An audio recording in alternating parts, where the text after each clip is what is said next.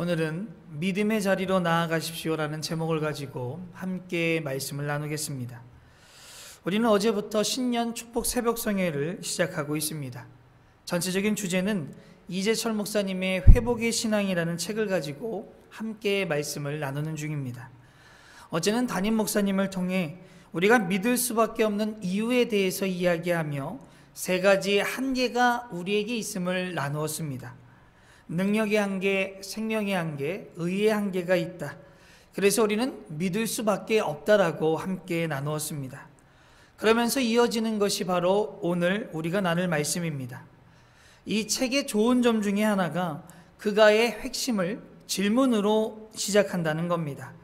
그래서 오늘 저희가 나눌 과는 어제 이야기하고 이어지는 삶과 무엇으로 믿을 것인가 라는 그 주제를 함께 나누길 원합니다. 우리가 믿을 수밖에 없는 이유에 대해서 나누었고, 그 다음 과인 우리는 무엇으로 믿을 것인가, 이것을 말을 조금만 바꾸면 어떻게 믿을 것인가를 함께 다루고자 합니다. 그런데 우리가 무언가를 믿을까라는 이야기를 할 때에 그 믿는 대상에 대해서 한번 이야기를 나누고 싶습니다. 오늘 본문 1절 말씀에 보면 그 믿음의 대상에 대해 이렇게 이야기합니다. 우리 1절 말씀에 보면 믿음은 바라는 것들의 실상이요 보이지 않는 것들의 증거니 라고 이야기합니다. 바라는 것들의 실상, 구약 성도들이 바라보던 것이 실체로 나타난 분, 바로 예수 그리스도입니다. 예수님이 이 땅에 오시기 전까지는 유대인들은 율법을 믿었습니다. 그리고 율법 안에 있는 희생제사와 제사장이 아주 중요했습니다. 그리고 하나님께 예배드리는 성전도 함께 중요했죠. 그런데 히브리서 8장 5절 말씀에 보면 그들이 섬기는 것은 하늘에 있는 것의 모형과 그림자라 모세가 장막을 지으려 할 때에 지시하심을 얻은 것 같으니 이르시되 삼가 모든 것을 산에서 내게 보이던 본을 따라 지으라 하셨느니라. 아멘.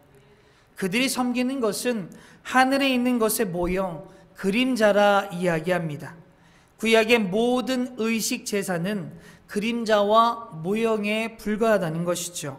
그 실체, 그 실상이신 예수님께서 오셨기 때문입니다. 그래서 우리의 믿음의 대상은 예수 그리스도죠. 히브리서 12장 2절 말씀에 이렇게 이야기합니다. 우리 함께 읽겠습니다. 믿음의 창시자요 완성자이신 예수를 바라봅시다.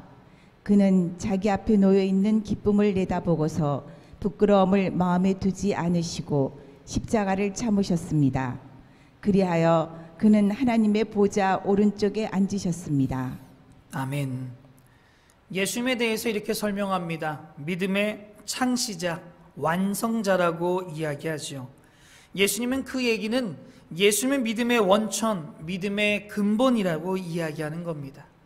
우리는 아무 것이나 믿는 것이 아닙니다. 오로지 예수님을 믿는 겁니다. 예수님을 믿으며 나아갈 때에 어떠한 상황이 올지라도, 어떠한 어려움이 올지라도 믿음의 창시자시요 완성자이신 예수님께서 함께 하시니 우리는 믿음의 자리에 머무를 수 있는 겁니다. 예수님만을 의지하며 나아갈 수 있다는 것이죠. 그러면 우리는 예수님을 믿는다고 이야기하는데 무엇을 통해서 믿을 수 있는 것일까? 바로 하나님의 말씀입니다. 보이지 않는 것들의 증거가 되게 하시는 하나님의 말씀, 바로 성경을 믿는 것이죠. 우리는 하나님의 말씀에 기록되어 있는 것들을 믿어야 합니다. 우리는 천국을 보지 못하지만, 예수님의 얼굴을 뵌 적은 없지만 우리는 그 말씀에 근거해서 믿게 된다는 겁니다. 말씀에 근거하지 않는 것은 참된 믿음이 아니라는 것이죠. 그래서 히브리서 11장 3절 말씀에 보면 이렇게 이야기합니다. 우리 함께 읽겠습니다. 믿음으로 모든 세계가 하나님의 말씀으로 지어진 줄을 우리가 아나니 보이는 것은 나타나는 것으로 말미암아 된 것이 아니니라. 아멘. 우리가 본 것으로 믿는 것이 아니라 하나님의 말씀으로 믿는다 이야기합니다. 우리는 하나님의 말씀인 성경을 소유한 사람들입니다.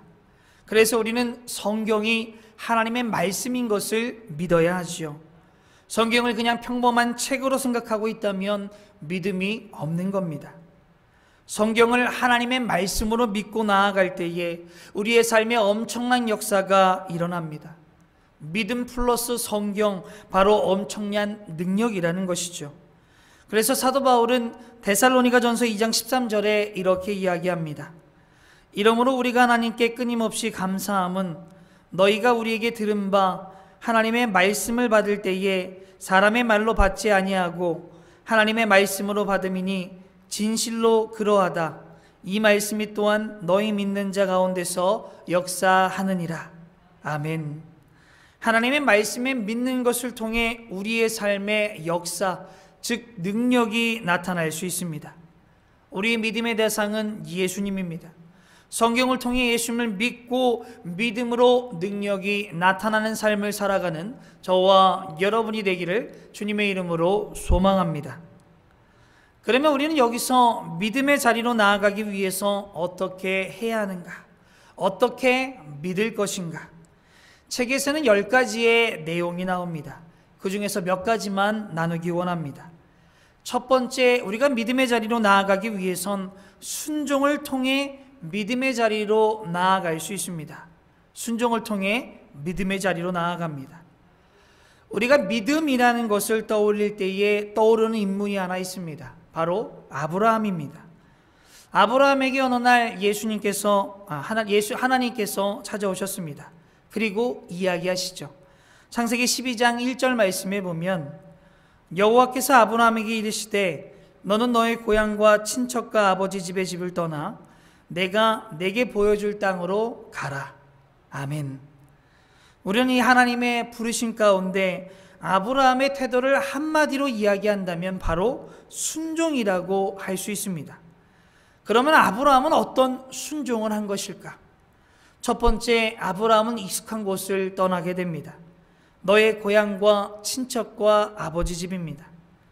우리 인간은 누구나 익숙한 곳을 좋아합니다. 안전한 곳을 좋아하죠.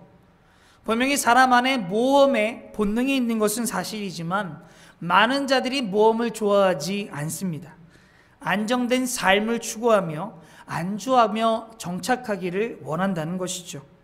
그럼에도 불구하고 아브라함은 믿음으로 순종하여 익숙한 곳을 떠나게 됩니다. 두 번째, 아브라함의 순종은 낯선 곳을 향해 나아갔다는 겁니다. 내가 내게 보여줄 땅으로 가라. 떠난 것도 대단하지만 아직 보여주지 않은 땅으로 가야 합니다. 앞으로 갈 때마다 조금씩 보여주십니다. 아무것도 알 수 없는 길, 아브라함의 길이죠. 그런 믿음으로 나아가게 됩니다. 아브라함의 첫 번째와 이 두 번째 순종은 내게 주어진 상황에 대한 순종이라고 생각할 수 있습니다. 지금 내가 어떠한 상황에 처해 있든지 모든 것은 하나님께서 주신 것이라는 믿음을 갖고 있는 겁니다. 그래서 다윗은 시편 34편 10절에 이렇게 고백합니다. 우리 함께 읽겠습니다. 젊은 사자는 궁핍하여 줄일지라도 여호와를 찾는 자는 모든 좋은 것에 부족함이 없으리로다. 아멘. 지금 다윗의 상황을 보면 사울이 자신을 죽이려고 따라오는 때입니다. 더 이상 숨을 데가 없습니다. 그래서 아비멜렉을 찾아가 미친 척 노력을 하는 때가 바로 이 말씀을 할 때입니다. 이것보다 좋지 않은 때가 어디에 있겠습니까? 그럼에도 불구하고 다윗은 고백합니다. 모든 것이 좋고 부족함이 없다. 다윗이 이렇게 고백할 수 있었던 것은 하나님께서 이 상황을 주셨다고 믿었기 때문입니다. 하나님께서 주셨으니 유익함이 있다라는 믿음을 가지고 있는 것이죠. 찬송가 384장 나의 갈 길 다가도록 1절 후반절 말씀에 보면 이렇게 찬양의 가사가 나옵니다. 무슨 일을 만나든지 만사형통하리라. 이 찬양의 가사 바로 믿음의 고백입니다. 무슨 일을 만나든지 하나님이 주셨고 하나님이 함께 하시고 하나님의 유익이 있기 때문에 만사형통이라 고백할 수 있는 겁니다. 우리 모두는 모든 일 가운데 하나님이 유익함을 주신다는 믿음이 있는 자들이 되기를 주님의 이름으로 소망합니다. 세 번째, 아브라함의 순종은 말씀을 따라갔다는 겁니다. 창세기 12장 4절 말씀에 보면 이에 아브라함이 여호와의 말씀을 따라갔고 롯도 그와 함께 갔으며 아브라함이 하란을 떠날 때에 75세였더라. 아멘. 익숙한 곳을 떠날 수 있었던 것, 새로운 곳으로 나아갈 수 있었던 것, 바로 하나님의 말씀을 따라갔기 때문입니다. 말씀을 따라가니 뒤를 돌아볼 필요가 없는 겁니다. 말씀과 함께하니 앞으로만 나아가면 되었다는 것이죠. 그래서 우리가 텍스트로 삼고 있는 책에서 보면 하나님의 말씀을 가리켜 인생의 사용 설명서라고 이야기합니다. 우리를 창조하시고 우리를 잘 아시는 분의 말씀인 성경, 그것을 따라가는 것이 가장 좋은 길이며 가장 최선의 길이라는 겁니다. 이 세상에 많은 지식의 말과 지혜의 말들이 있습니다. 그런데 우리는 정말 우리를 책임져 줄 말씀, 영원하신 하나님의 말씀밖에 없습니다. 죽음 이후에 우리를 책임져 줄 말씀은 하나님의 말씀밖에 없다는 것이죠. 우리는 순종을 통해 믿음의 자리로 나아가므로 하나님의 예비하신 능력을 경험하는 저와 여러분이 되기를 주님의 이름으로 소망합니다. 두 번째, 우리가 믿음의 자리로 나아가기 위해선 우리는 삶의 자리를 통해서 믿음의 자리로 나아가야 합니다. 삶의 자리를 통해 믿음의 자리로 나아가라. 이것이 뜻하는 것은 믿음이 단발적인 행사가 아니라 지속적인 삶이라는 겁니다. 한 번에 끝난다는 것이 아니라는 것이죠.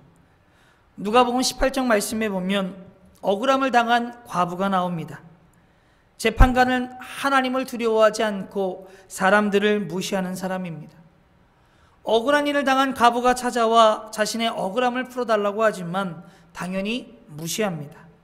그런데 이 과부가 오고 또 오고 또 오고 또 오고 또 오고 하니 재판장이 귀찮아서 그 여인의 억울한 일을 풀어주게 됩니다. 그래서 우리가 이 말씀을 가지고 기도는 끈질기게 해야 한다, 이렇게 많이 인용을 합니다. 그런데 우리가 이 말씀을 보면 한 가지를 더 알 수 있습니다.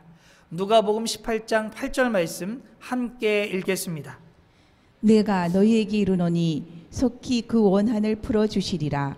그러나 인자가 올 때에 세상에서 믿음을 보겠느냐 하시니라. 아멘. 말씀에 보면 인자가 올 때에 믿음을 보겠느냐, 이 믿음을 찾는다는 겁니다.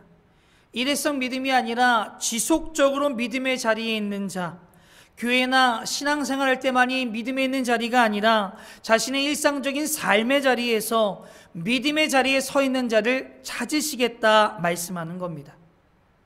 그래서 믿음을 마라톤 경주와 같다고 표현합니다. 잠깐 빠르게 달리는 것이 아닌 꾸준하게 목표를 향해 나아가는 마라톤, 일평생 달려야 하는 마라톤이라 이야기하죠.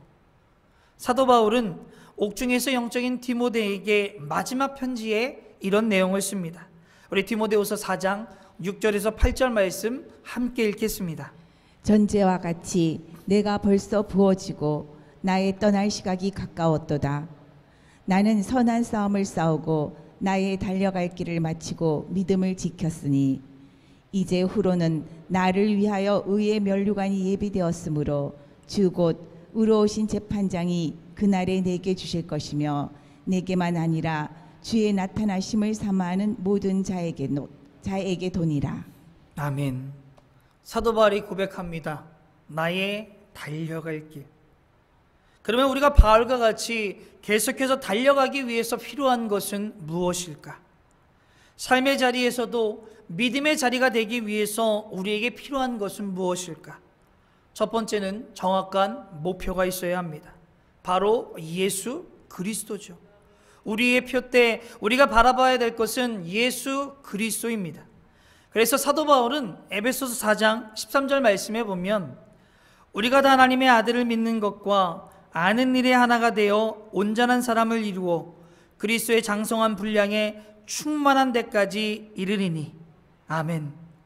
그렇게 목표를 정확하게 바라봐야 그리스도의 장성한 분량, 예수 그리스도를 닮아갈 수 있다 이야기합니다. 정확한 목표로 우리는 달려가야 합니다. 두 번째는 무거움을 벗어 던져야 합니다. 우리가 마라톤을 하려면 몸이 가벼워야 합니다. 왜냐하면 오래 달려야 하기 때문이죠. 신앙의 마라톤도 마찬가지입니다. 그래서 히브리 저자는 이렇게 이야기합니다. 히브리서 12장 1절에 보면 이러므로 우리에게 구름같이 둘러싼 허다한 증인들이 있으니 모든 무거운 것과 얽매이기 쉬운 죄를 벗어버리고 인내로서 우리 앞에 당한 경주를 하며. 아멘. 무거운 것과 얽매이기 쉬운 죄를 벗어버리라 이야기합니다. 우리가 신앙의 경주를 할 때에 방해하는 것들이 있다는 겁니다. 그런데 그 방해물인 죄는 우리가 그냥 스스로 벗을 수는 없습니다. 오로지 십자가 앞에 나아갈 때만이 죄의 짐을 벗을 수 있습니다. 바로 예수 그리스도의 보혈로 깨끗해질 수 있다는 것이죠. 그런데 하나님은 우리를 죄의 그 짐에서 벗겨주실 뿐만이 아니라 의의 옷을 입혀주셨다 말씀합니다. 바로 하나님의 자녀로 삼아주셨다는 것이죠. 우리는 보혈의 공로로 무거운 짐을 벗어야 됩니다. 세 번째는 피곤과 낙심을 극복해야 됩니다. 이 마라톤은 참 힘든 경주입니다. 그리고 위험한 경주죠. 마라톤이 힘들기에 우리가 피곤할 수 있고 너무 멀리 가고 있기 때문에 낙심할 수도 있습니다. 그래서 히브리 기자는 우리한테 이렇게 이야기합니다. 히브리서 12장 3절 말씀 함께 읽겠습니다. 너희가 피곤하여 낙심하지 않기 위하여 죄인들이 이같이 자기에게 거역한 일을 참으신 일을 생각하라. 아멘. 그러면 이때에 피곤과 낙심이 우리에게 찾아올 때에 무엇이 우리에게 하나님의 표대를 향하여 예수 그리스도를 바라보며 나아갈 수 있게 도움이 되는가? 그것은 바로 격려입니다. 믿음의 자리에 있는 자들의 격려, 우리를 사랑하시고 우리와 함께 하시는 하나님의 격려.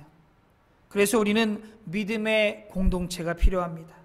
그래서 우리는 목장이 필요한 것이죠. 우리는 우리의 정확한 목적인 예수님을 바라보며 예수님의 보혈의 공로와 믿음의 공동체와 함께 믿음의 마라톤의 결승점에 도착하며 나아가는 저와 여러분이 되기를 주님의 이름으로 소망합니다. 그러면 우리가 이렇게 믿음의 자리로 나아갈 때에 우리의 삶에 어떤 변화가 나타나는가? 그것은 우리가 구약에 나오는 라합이란 인물, 그 인물을 통해서 그 축복을 알 수가 있습니다.